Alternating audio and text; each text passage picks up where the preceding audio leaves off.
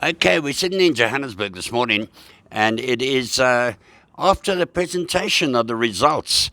Was presented by Mr. Zach Callisto, the global CEO of Cartrack, and once again, a fantastic set of results. And I have sitting in front of me Mr. Harry Louw, who is CEO of Cartrack Africa Operations. It's a big operation because in the past. Africa was the main contributor to Cartrack.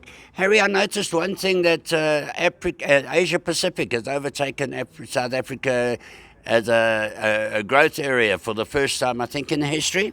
Yes, hi Patrick. You're absolutely correct. It has overtaken us in terms of percentage growth, and the Asia Pacific region will, in years to come, be a very important part of Cartrack going forward. In South Africa, we still do around 70% of the revenue, and a similar level of the profits. South Africa remains the cornerstone of Cartrack.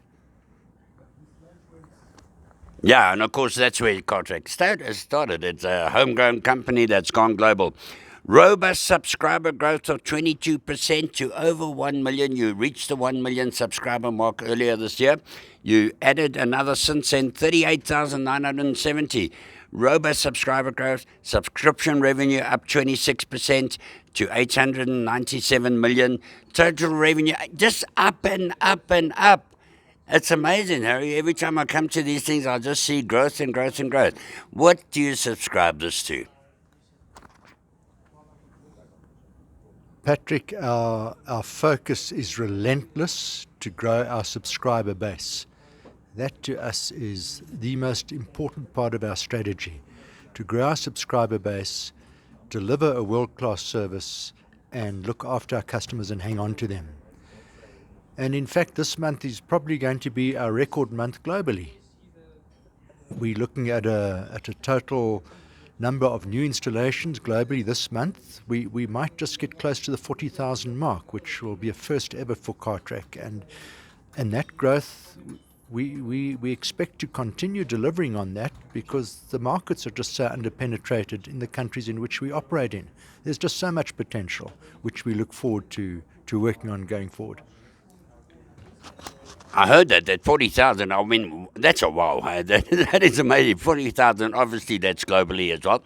But, Harry, talking about the global side in South Africa, one of the things that saddened me a little bit was you've got your R&D centre situated in Singapore, and one of the questions that came in the presentation was, why Singapore and what value does it add being in Singapore?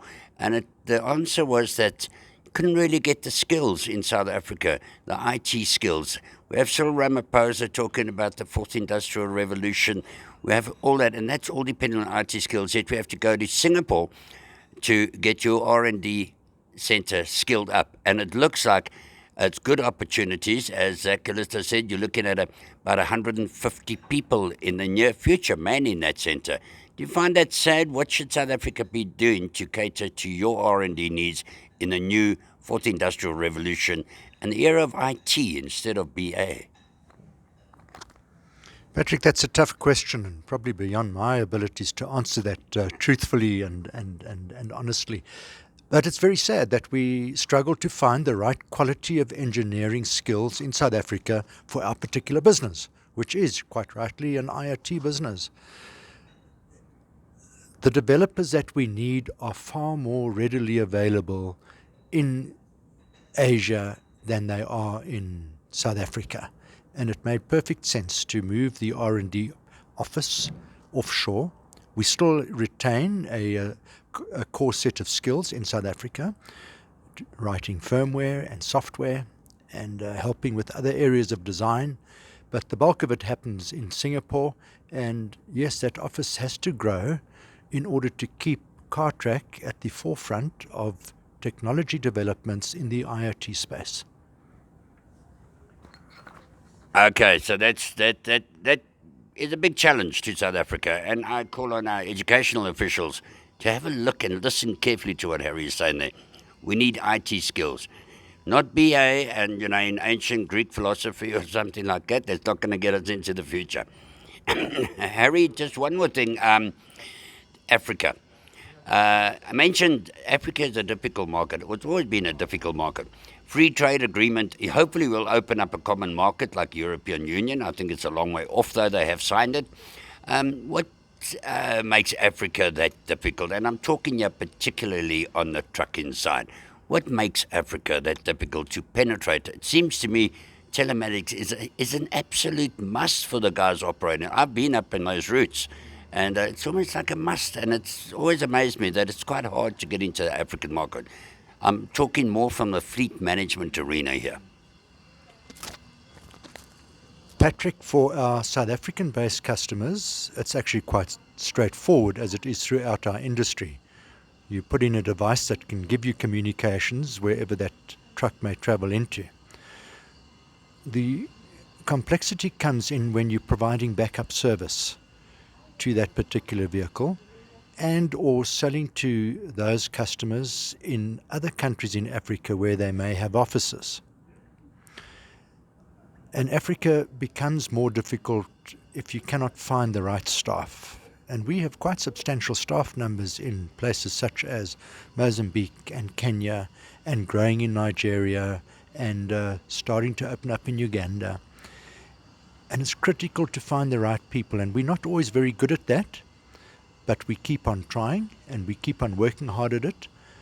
We now have 2 very competent senior executives driving growth in Africa, and I expect to see that story turn around completely in the coming 12 months, where Africa will become a large growth area for Cartrack. That's great news, because I saw it just recently on a trip up to Zimbabwe. Went right up to Chirundu, and there was a couple of broken down trucks. There was one crash, and you're in the middle of nowhere, And I just think that telematics capabilities such as you have gives the driver that marvelous peace of mind and backup. Mr. Harry Louw from Cartrack, once again, with a big smile on the face, following the announcement of positive growth, great results, and a very secure look into the future. God bless you, Harry, and good luck as you go along the road. Thank you, Patrick.